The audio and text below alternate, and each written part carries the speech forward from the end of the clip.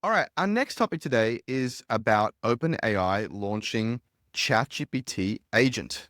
And boy, oh boy, do these guys really struggle with product naming, product marketing. Here's the story. So OpenAI had two products in the wild that were pretty interesting: ChatGPT Operator and ChatGPT Deep Research. They were both agents of a kind. So ChatGPT Operator could fire up a real web browser, a visual browser, navigate the web, click on things, and take action for you. And ChatGPT Deep Research had a text-only browser in the background, a kind of headless text browser. And it was really good at kind of loading up pages, indexing them, crawling them, and then ultimately collecting information and summarizing it for you. And what they realized was that people want to do both things at the same time, or there are many, many use cases that require both deeply researching something and then taking action. And so what they've done is they've created a hybrid product that does the best of both of these things, and they've called it ChatGPT Agent. And so this agent can go off and do a bunch of research using the headless browser. And then when it's ready to take action, if the task you've given it involves action, it can also spin up a real browser, or a browser that renders the world as we see it, and click on things and take action for you. I think this is very, very interesting, very, very powerful potentially, but it's a very confused product line with a lot of interesting quirks. But Yaniv, what do you make of this? And did you get a chance to see the announcement, and were you excited by it? It's funny. I wasn't that excited about it, and I'm trying to figure out why. I think it's to do with the fact that this term agent gets thrown around a lot. This is certainly not the first company that is putting out an LLM based agent.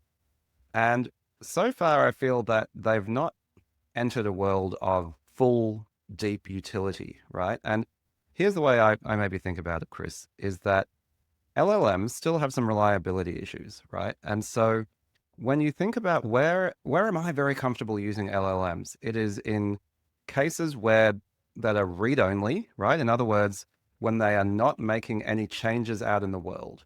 So sure, you have a chatbot or something like deep research. I do believe, as you pointed out, is very much an agent in a real sense. It is going out to the world and doing something for you, but that something doesn't change your relationship to the outside world, right? All it is doing is gathering information. It is read only. It is non-destructive, put it that way, right?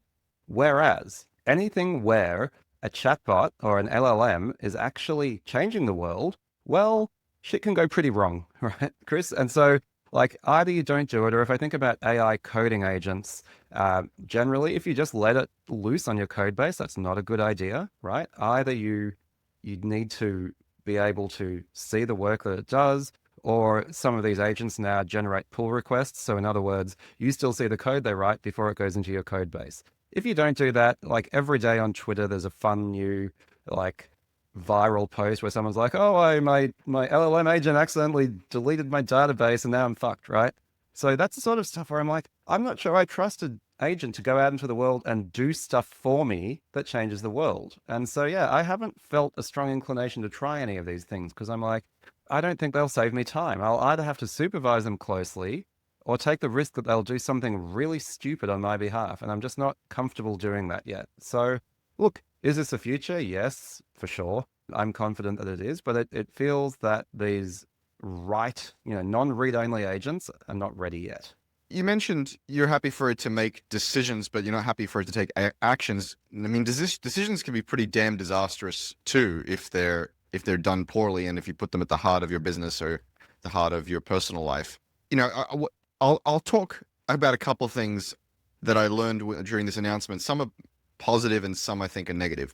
The first is it can ask questions before it executes for you, so it can stop and give you a chance to intervene, similar to the way that deep research does, but they were quick to point out, and almost sort of self-effacing about this, that it doesn't always ask clarifying questions. It only asks clarifying questions if it absolutely needs to, unlike deep research where it always asks Mm. sort of sometimes inane questions.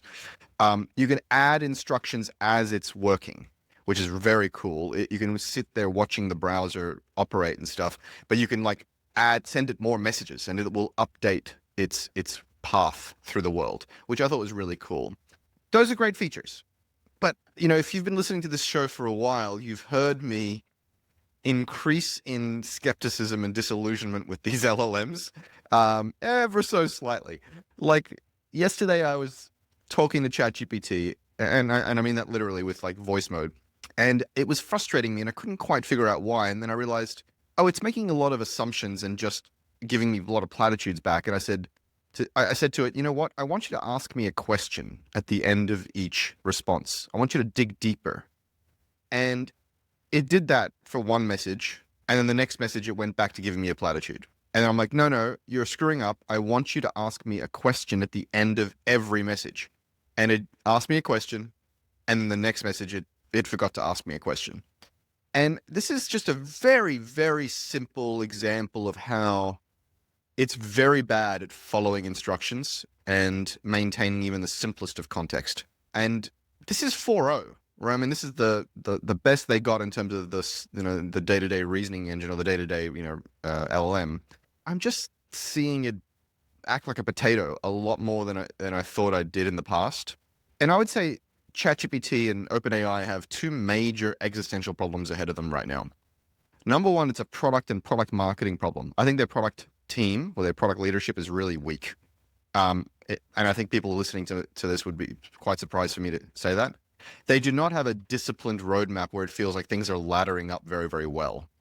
For them to launch, operator and deep research and agent and keep all three in the wild at the same time, along with 4.0 and 4.0 mini and 3.0, it's like, you guys don't know what you're doing on the product side. I'm sorry. And then the second problem they have, an existential problem, is that they seem to be approaching diminishing returns with these models. They're really, really, really smart, but really fucking stupid. And I don't, Chris from 3 to 6 months ago would be like, oh, this is the dumbest they're ever going to be, and you just wait and see how the exponentials on top of exponentials. I don't know, Yaniv. This has been like this for a while, and it's kind of it's showing to me some of the cracks. I'm not saying these are insurmountable problems. I'm saying they're existential, and they're serious, and they're going to need to find a way over those two problems.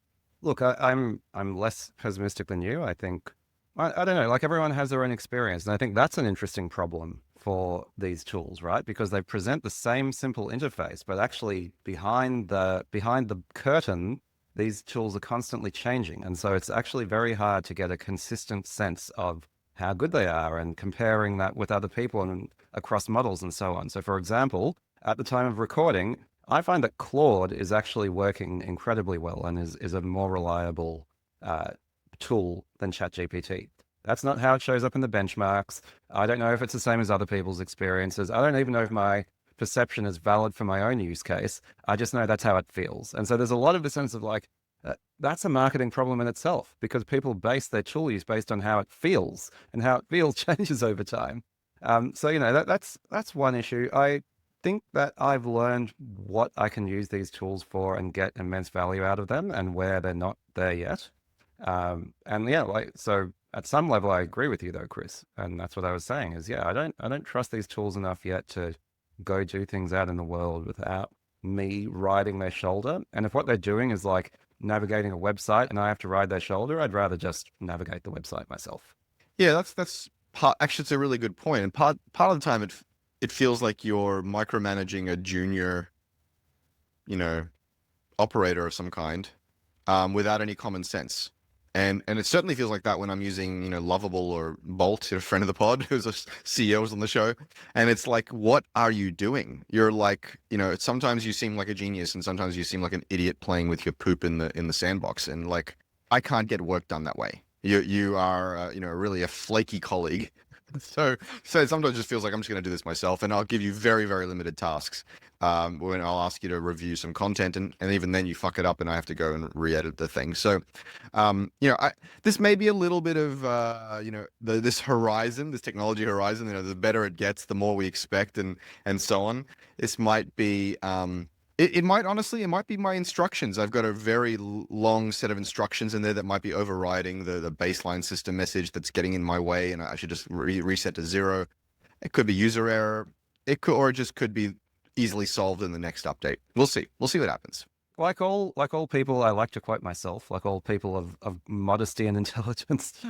There's actually I posted something on LinkedIn a couple of weeks ago, which I feel is apropos. I wrote, "What happens when hundreds of millions of deeply knowledgeable, mildly psychotic, passively intelligent, incredibly fast, benignly sociopathic, stunningly hardworking, somewhat neurodivergent workers show up on the world's doorstep, willing to work for below minimum wage? We're about to find out." And yeah, I think everything you're saying here is it's like, yeah, it's these things are amazing, but they have these quirks that make it hard to completely rely on them. They're both very smart and not very smart. They're both emotionally intelligent and emotionally very stupid. And the question is, how do you thread the line between all of those things? All right, those are our thoughts about ChatGPT Agent. What do you guys think? Is it brilliant? Is it a great fusion of your favorite tools, Operator and Deep Research? Or is it yet another product from ChatGPT and OpenAI that's hard to understand, hard to use, and is really showing the edges of the cracks in the wall? Let us know your thoughts down in the comments.